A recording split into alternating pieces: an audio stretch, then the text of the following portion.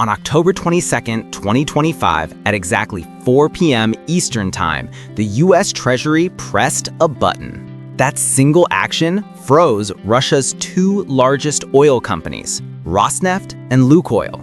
Within 48 hours, 48 million barrels of Russian oil were stranded at sea with nowhere to go. China's state oil companies immediately stopped buying. India's refiners hit pause. Oil prices jumped 5%. One decision, $450 billion in frozen assets, instant global chaos. This is the playbook for modern economic warfare. So, what are sanctions really? Forget bombs and troops, think banks and assets. It's the US government saying, we're cutting you off of our economy. No trading with us, no using our banks, no accessing dollars. And if anyone else trades with you, we'll cut them off too. It's the ultimate economic timeout, and the US is really, really good at it. The reason is simple: the dollar. The US controls the world's reserve currency. Most international trade happens in dollars. Most international banks need access to the US financial system just to function. So when the US says you're sanctioned, it's not just losing access to America, it's losing access to the global financial system itself. The US currently imposes 3 times as many sanctions as any other country, targeting a third of all nations. But the big question remains: do they actually work? To answer that, let's look at Cuba, the longest running sanction in history. Continuously sanctioned since 1962. That's 63 years. It all started with the Cuban Missile Crisis. After nearly triggering World War III, the US said that's it, and imposed a complete trade embargo. No imports, no exports, all Cuban assets frozen. The goal was clear: regime change. Force Fidel Castro out, restore democracy. Did it work? Absolutely not. Castro ruled until 2008. His brother Raul until 2018. The Communist Party still runs Cuba today. So why didn't the economy collapse? Because Cuba had a powerful backer: the Soviet Union. The Soviets and their allies in Eastern Europe bought Cuban sugar at 6 times the market price. They were essentially just giving money away. With that support, Cuba thrived despite the American sanctions. Then, 1991 hit. The Soviet Union collapsed, seemingly overnight, and Cuba's economy imploded. GDP shrank by 1/3 in just 3 years. Foreign trade dropped 60%. Power outages lasted 8 to 16 hours daily. The average Cuban lost 10 to 20 pounds because there simply wasn't enough food. Economists call this Cuba's special period. It was that bad. The sanctions were finally biting, but even then, Cuba recovered within 5 years. How? They found a new ally. Venezuelan President Hugo Chavez began shipping cheap oil to the island, reviving the economy all over again. The lesson from Cuba is crystal clear. Sanctions work best when everyone participates. If the target has allies willing to trade, willing to ignore the pressure, the sanctions lose most of their power. Just last year, the UN voted on ending the sanctions. The result? 187 countries voted yes, only 2 voted no, the US and Israel. So when we look back at those 48 million barrels of Russian oil stranded at sea, the story isn't over when the button is pressed. The real question is who out there is willing to be Russia's Venezuela? Because Cuba's per capita GDP is now around $10,000. That's higher than Mexico and double Vietnam's. Not bad for the most sanctioned country in history. Imagine a country with the world's largest proven oil reserves. Now imagine that country in a state of total economic disaster. That's Venezuela, and its story is a case study in modern economic warfare. US sanctions on Venezuela weren't always a big deal. They started small in 2005, targeting a few officials. But then in 2017, the Trump administration went nuclear. First, they banned Venezuelan bonds from US markets. This sounds technical, but it was devastating. Venezuela's state oil company, PDVSA, ran on American financing. Suddenly, the money was gone.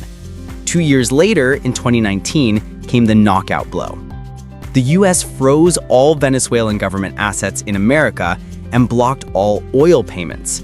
It was a surgical strike on the country's only real source of income. Venezuela's oil revenue collapsed. The government's entire share of the economy fell from 30% of GDP to less than 10%. The result was a meltdown. In 2019, inflation hit 300,000%. Your salary one day would be completely worthless the next. The country's infrastructure fell apart. Power outages were constant. Water systems failed. Hospitals collapsed. And here's the calculated part. The US knew this would happen. The strategy was to make life so unbearable for ordinary Venezuelans that they'd rise up and overthrow their own government. But it didn't work. President Maduro is still in power. In fact, the sanctions may have helped him. He used the crisis to consolidate his rule, blaming America for every problem. And you can't say he was entirely wrong. Then, earlier this year, the administration doubled down, imposing a 25% tariff on any country that buys Venezuelan oil. This is the real weapon: secondary sanctions. It's not just we won't buy from you, it's nobody can buy from you without paying a huge penalty. But if this weapon backfired so badly in Venezuela, has it ever actually worked? The answer is yes, sometimes. Look at Iran. Back in 1979, after Iranian students took American diplomats hostage, the US froze over $8 billion in Iranian assets. At the time, sanctions were rare. Iran panicked. After a year of talks, they freed the hostages, a clear win. Fast forward to the 2000s, intelligence suggested Iran was developing a nuclear weapon. This time, the US, EU, and UN acted together, targeting Iran's entire economy. And here, the US deployed its secret weapon again: secondary sanctions. Primary sanctions say, I won't trade with you. Secondary sanctions say, nobody can trade with you or I'll punish them too. Suddenly, companies across Europe and Asia had to choose: do business with Iran or do business with America. The choice was obvious. Iran's oil exports crashed. Its currency was worthless. Inflation soared. By 2013, Iran was back at the negotiating table. In 2015, they signed the Iran nuclear deal, agreeing to curb their nuclear program for sanctions relief.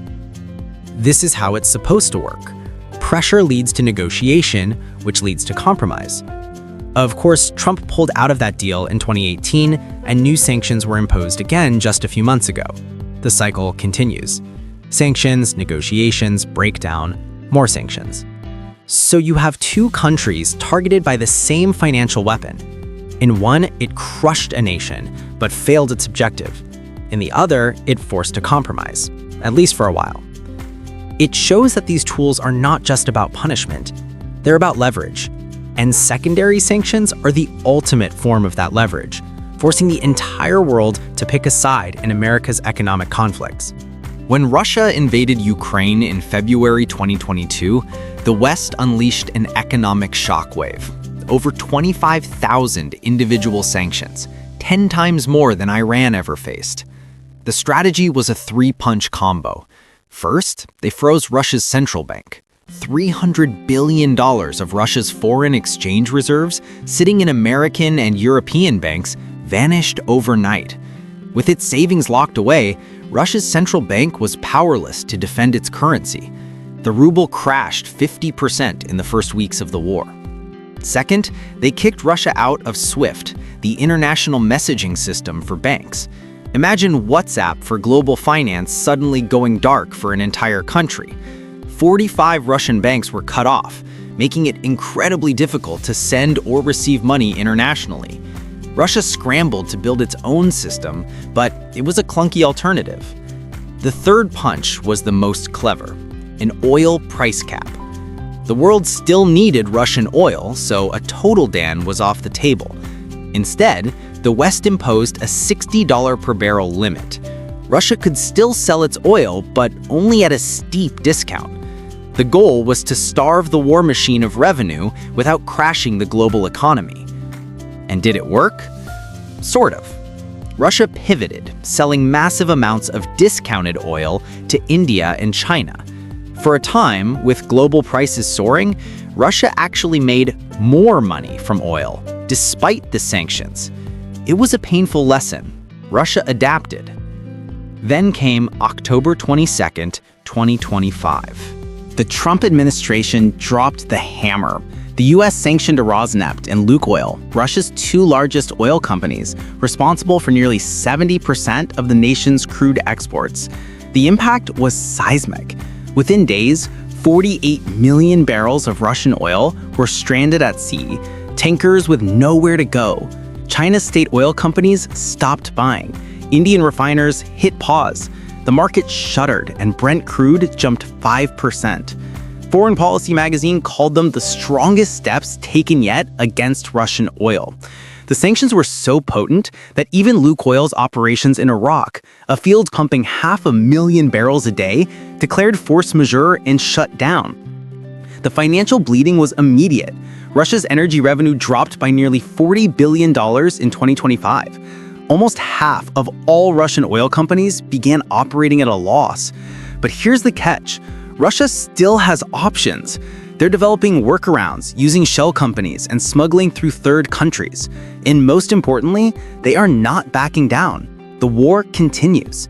So after all this, the chaos, the stranded oil, the frozen billions, do sanctions actually work? The uncomfortable truth is rarely. Less than 10% of sanctions ever achieve their stated goals. Cuba's been sanctioned for 63 years. Castro's party still rules. Venezuela, a decade. Maduro is still president. North Korea, for over 20 years, they're still launching missiles. Iran cycles through sanctions and negotiations with no end in sight. And Russia, under the most severe sanctions in history, is still fighting in Ukraine. Sanctions do have an impact, just not always the one intended. They hurt regular people far more than governments. In Cuba, people can't get medicine. In Venezuela, inflation destroyed savings. The brutal logic is to make life so miserable for citizens that they overthrow their government. But historically, that almost never happens.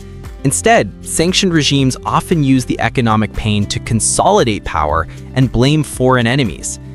There are rare success stories, like South Africa ending apartheid, but that required a level of global unity we almost never see. So why keep using them? Because for politicians, sanctions are the middle ground between doing nothing and starting a war. They allow leaders to say, we're doing something, without risking soldiers' lives. And in the short term, they create pressure, a window for negotiation before the target adapts. The problem is when they drag on for decades, creating sanctions fatigue, where both sides just dig in. So here's the bottom line. Economic sanctions are America's weapon of choice, used against a third of all countries on Earth. They inflict real economic pain, stranding oil tankers at sea and costing nations billions. But do they force governments to change course? History's answer is a resounding no.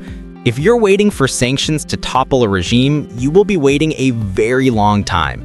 The real question is whether the economic punishment they deliver is a price worth paying, even if the ultimate goal is never reached.